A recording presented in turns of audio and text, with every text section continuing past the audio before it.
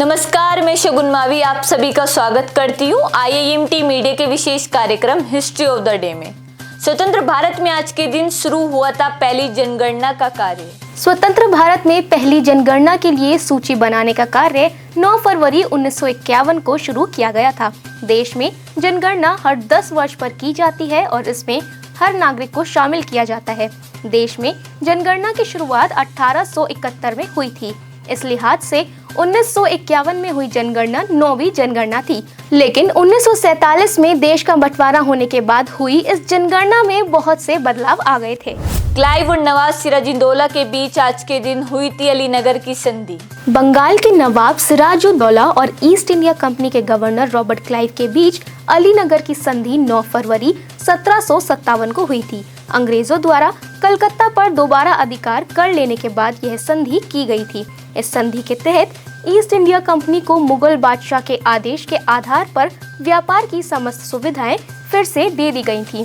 कलकत्ता में सिक्के ढालने का अधिकार भी दिया गया और कलकत्ता पर अधिकार करने में अंग्रेजों को जो क्षति हुई उसका हर्जाना देना भी नवाब ने स्वीकार किया था।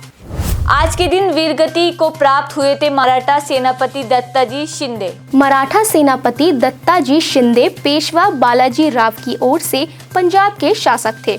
पंजाब को मराठों ने अहमद शाह अब्दाली के पुत्र तैमूर से जीत लिया था।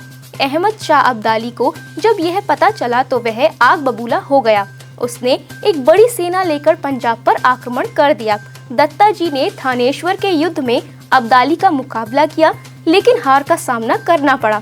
इसके बाद दिल्ली के उत्तर में स्थित बरारी घाटी में फिर से दोनों के बीच युद्ध हुआ, जिसमें दत्ताजी 9 फरवरी 1760 को वीरगति को प्राप्त हुए।